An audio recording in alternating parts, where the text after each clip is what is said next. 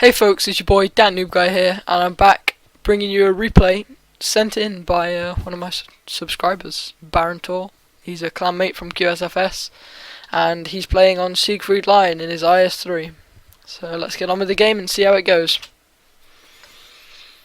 The IS-3 is very similar to the IS-5, which I just played, and is based roughly on the same chassis, slightly less frontally armoured with 110mm frontal armour, and the turret is actually stronger, I believe, with a good band of spaced armour around the side to pull off many troll bouncers, and you need a good amount of penetration to go through there, roughly 200mm I believe. So Barentor is playing with another QSF member, Knox, who plays for QSFL, and they're both roughly the same skill level and very similar to my skill level. The game's a 51%er and they're assaulting on Siegfried Lion. So let's see how how it plays out to start with. Ready to fire. Target released. Scopes out a shot on a Panther, pumps one into the Panther 88 side. Obviously the Panther 88 is the fairly new German premium tank, tier 8 medium.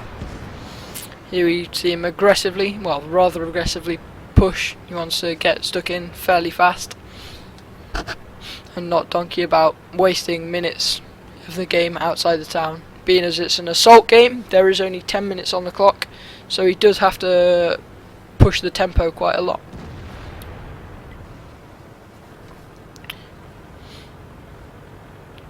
He rolls straight into the town and prepares himself for a fight. As you can see by the matchup, there is one tier 9 on each team. The tier 9 on his team is a fair bit stronger than their tier 9 player, but they do still have some good players, making it a 51%. I think I just said this. Anyway, in that engage there, he pops a shot into an IS-3, and using the archers here, he fires through the archers and into the tracks of the 112, popping out 386 damage. Here we see him poke for a shot on the IS-3. He fires, and due to the fairly bad accuracy and long aim time, he hits the spaced armor I was talking about and bounces. Here he aims for the upper plate and donks a shot into what could possibly be the arch, and he also takes one in the side, and his tracks eat the shell from this 110. Pumps one into the 110 and returns to bounce again. So obviously his frontal armour is working fairly well. The good angling on it allows him to pull off some troll bouncers. As you can see, he's got a few bounces on his upper plate and so far has taken no damage. Angles for a shot on the Panther 88.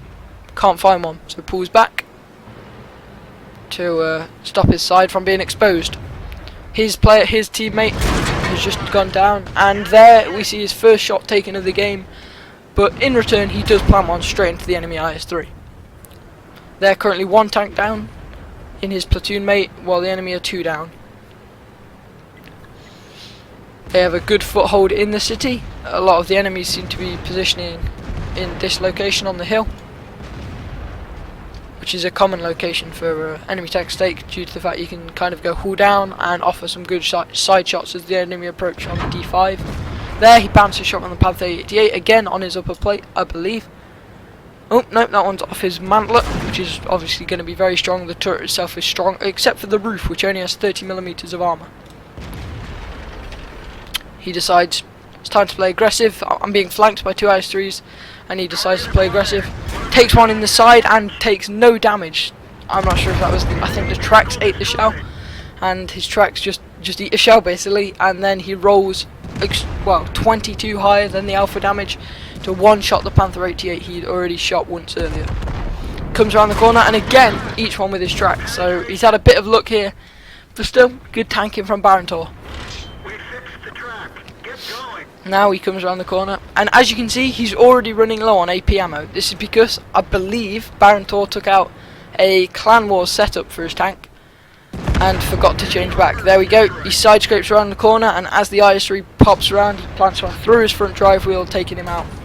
Takes one in the rear there from the CDC, I believe, and plays aggressively, knocking out another IS-3. He's up to 3 kills and 3.1k damage. 14 APCR shells left and 2 HE shells. The enemy team still have over half their team left, although this is about to be reduced. There you go. So they're down to half of their team's capabilities now, roughly. Picks up some wonderful flanking shots there and puts one into Tiger 88 before waiting for his reload, and neither of these guys have noticed really, so he's just sitting there shooting them. Some good free damage for Barentor here, and finally the SDR1 notices, and there is an very unlucky shot. He pumps his shot straight into the side, and all it does is blow the SDA1's tracks off. The Tiger decides to play aggressive and show his lower plate, which is an easy penetration for Barentor's APCR shells with 265 penetration. Here we see again him using the archers to try and minimise the amount of damage he can take and maximise his shot risk capability as such.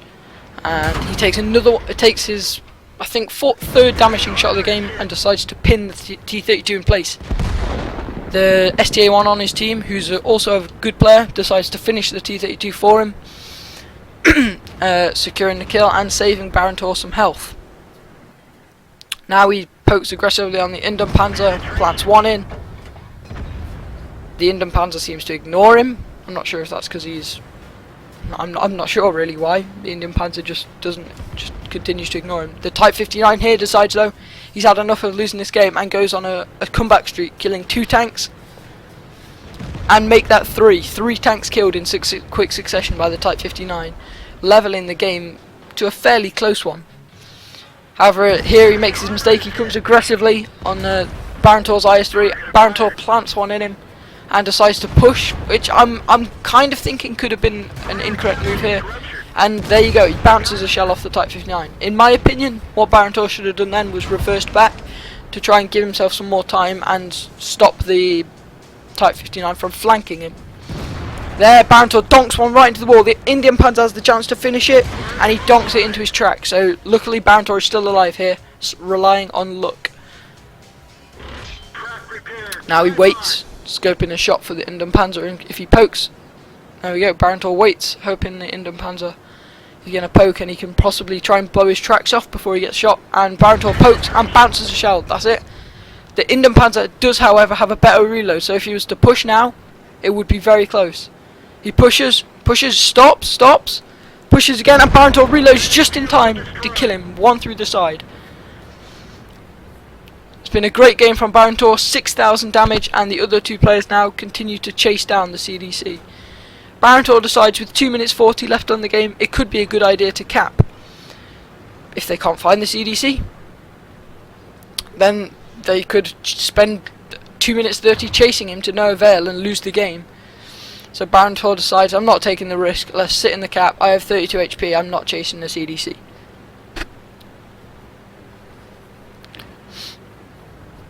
He heads towards the large building to try and take some cover, turns around and sees the CDC.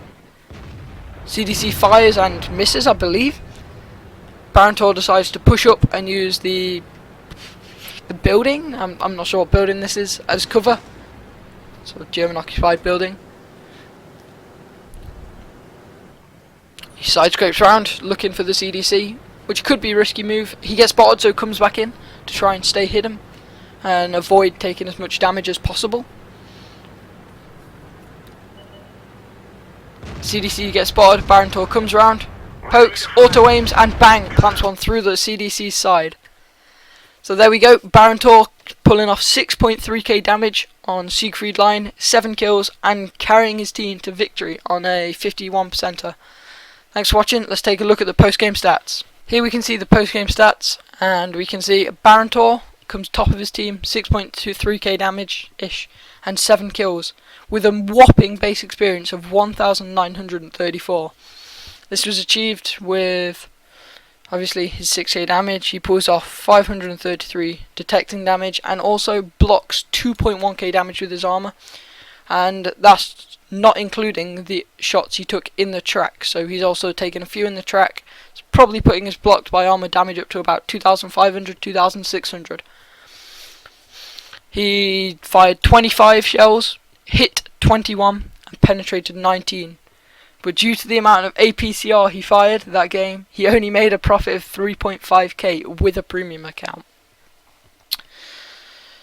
The battle only lasted 8 minutes, and in that 8 minutes he managed a WNA of 15,000 with a Mastery, Spartan, High Caliber, Top Gun, and a Steel Wall for the damage blocked.